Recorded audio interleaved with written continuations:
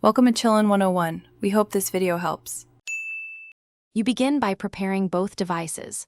On your Kodak Smart TV, open Settings and go straight to the Bluetooth or Remote and Accessories section. This reveals supported profiles.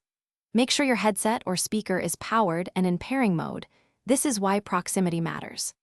Once done, move other active Bluetooth devices away and confirm the accessory has at least half battery so it won't drop during pairing.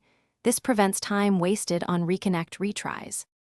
You now initiate the pairing on the TV. Navigate to Settings, choose Bluetooth or Add Device and start scanning.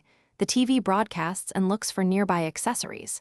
When your device appears, select its name. This is the action that ties both radios together. If the TV asks for a PIN, enter 0000 or 1234. These are common defaults. Once the on-screen status shows paired or connected, let the devices exchange profiles so audio and remote controls become available. You finish by testing playback. Start a video, set TV volume around half, then fine-tune your accessory volume to avoid distortion while checking lip sync. If you hear nothing, unpair and pair again. Sometimes a quick reboot of both devices clears a stuck radio. Make sure software is current on the TV. If problems persist, reset the TV's Bluetooth module or factory reset the accessory. This removes cached pairings and fixes lingering conflicts when multiple devices have been used.